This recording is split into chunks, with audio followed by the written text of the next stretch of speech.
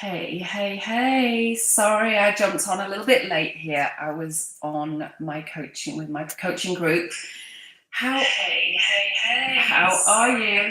I'm so sorry about that. Okay. Oh, tech. Okay, I haven't been around for a little while, so I apologize. I have been traveling, but I'm back and really excited to get going again. So I wanted to talk today about really realizing this realization that we have nothing to prove. Seriously, like, what is it about the expectations that we put on ourselves and we're so busy doing our lives, and we think that we should always be somewhere and be something for someone else, especially as women. We're good at that one. And, unfortunately, the problem is that because, life is all about relationships. So because we have so many commitments and relationships, that we can just keep ourselves busy all the time, essentially. We're not really present. And the problem with always being busy and playing all these different roles for other people, being the wife, being the mother, being the friend, being the parent, is that we kind of lose who we are. We're playing all of these different archetypal roles, and we lose sight of what's truly going on within and how we feel and whether we want to do something or not. We take on a lot, way too much, and it's human nature. It's what we women do. So here's the thing. This from childhood, we go to school, all the expectations that get put on us from a young age to go to school, to make friends, to be responsible, to do well at school for our parents, make sure we get the grades, to hang out with the right friends, to be part of a group that is cool, to not be a misfit, to wear the right clothes, to there's a lot of expectations, a lot.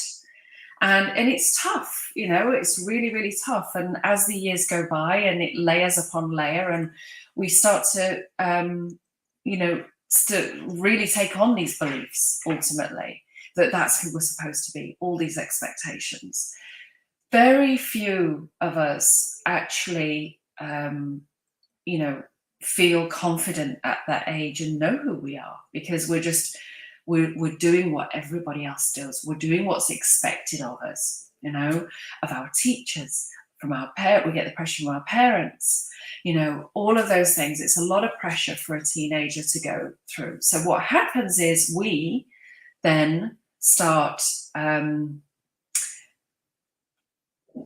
closing down a little bit. We don't share who it is that's going on underneath, because number one, we might not even know, really truly know what we want to do, because it's either it's not encouraged of us, or because life is just too busy. It's not part of our tribe. It's not what's expected. It's not what we do in our family. We don't go skiing, or whatever it is. You're not having piano lessons or whatever. So our environment and our upbringing, our teachers, our friends, hugely play a huge part in our self-esteem. Like, who are we? Knowing who we are. And when we look at the lower three chakras of the body, and chakra 1 is all about tribe. This is what we've inherited. This is our roots, whether we're aware of them truly, or proud of them, or that is who we are. It's karmically who we are. We've inherited this. And then we come up to the second chakra, which is all about learning one-on-one relationships, learning to relate with one person, two people, a smaller group of people, our friends, our teenage years, being accepted, that peer group pressure during our teens. And then the third chakra is about going alone, like realizing our self-worth, realizing that we matter, and what we feel and what we choose to do is the most important thing. It's not about doing something for our tribe, our parents, or staying with a friend or a partner. It's like that. I'm not saying go and leave, your relationships. What I'm saying is that self-esteem muscle, it has to be practiced and nurtured and developed, because that's who we are. That's our confidence. That's where we build confidence. That's the core, our core strength of our body, our emotions. It's from here we have all the nadis, the energetic meridians that just go through the body. Like, this is our nervous system. So if we're struggling with self-esteem and knowing who we are because we're so busy living up to the expectations of everybody out there, and very often not even knowing who we are, then it's going to be rocky. Life's going to be difficult until we truly know who we are. And, for me, again, we're all different. We've all inherited, different circumstances, and karmically and psychically, and from our families and where we live, etc., etc., etc. It's complex, and previous lifetimes, all of it's very, very complex.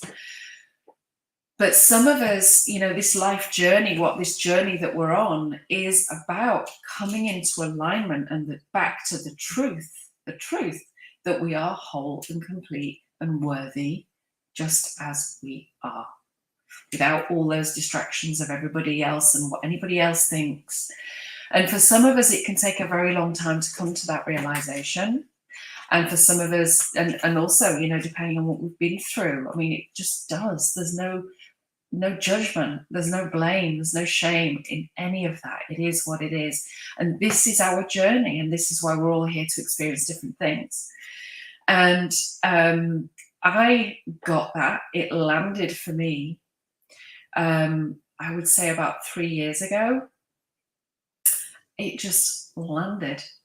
I didn't even realize what I'd been doing. And I said to my husband, I've just like the epiphany, like I just realized. I said to him, can I tell you something? I just realized I don't need your approval to do anything in my life. I don't need your approval, full stop. I'd set it up in my head, because let's face it, this is what we all do. It's all the expectations, we all put it on ourselves. I said to him, I realized that, I am me, and any expectations that you have, that's your expectations of me, but that's not me. I am me, and I'm good. Like, I'm okay. And it was like a huge weight had been lifted. It was really extraordinary.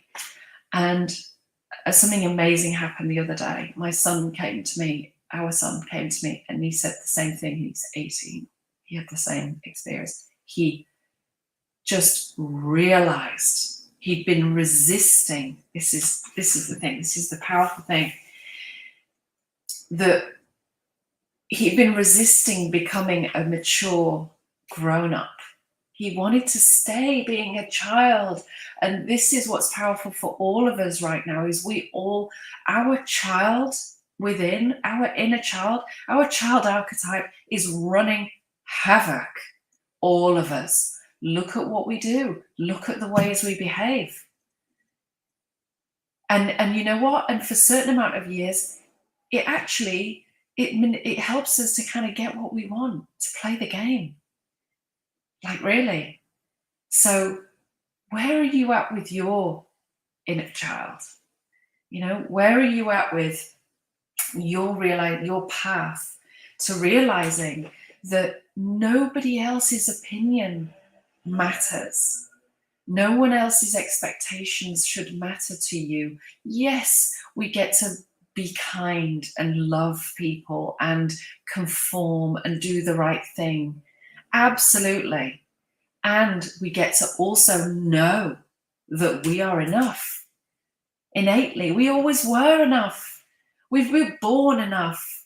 The only reason why we're out of kilter and struggling and fragile and anxious and fearful is because we're out of alignment with that truth, that we're perfectly fine and we don't need anybody else's opinion. Our own opinion of ourselves is the most valuable opinion and choice that we get to make.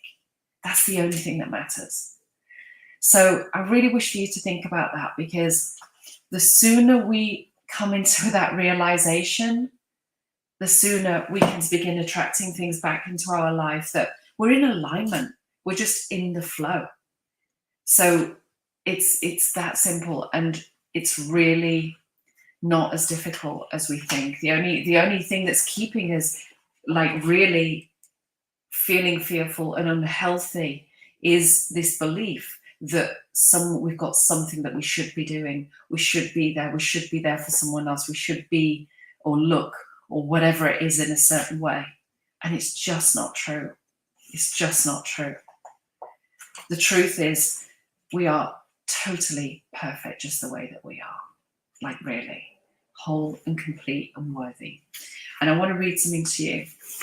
This is from a book, Psychology. I mean, you know, I love this kind of work, but it's called How to Break Free of the Drama Triangle of Victim Consciousness. And this is something that we've inherited, this victim consciousness, ways of being, behavior, sabotage, the fear.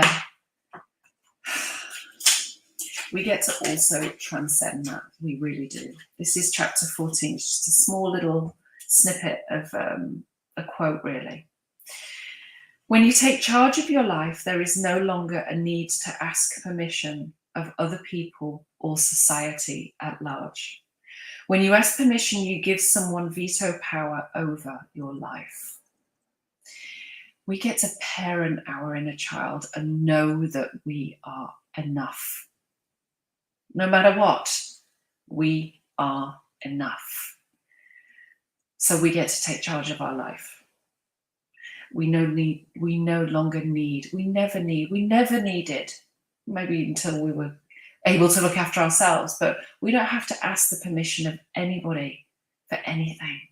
What we should look like, what we should wear, any of that nonsense. Trust your own intuition. Go with your flow. Go with your truth, because that's the one thing, the only thing, truly, the only true thing that we can ever control. So I'll leave it at that. Have an amazing weekend. Thank you for joining me on the Empowering Self and Soul Esteem sessions. My apologies again that I've been away, but I am back and I shall look forward to seeing you next Friday. Have a wonderful weekend. I hope this was useful. Bye for now.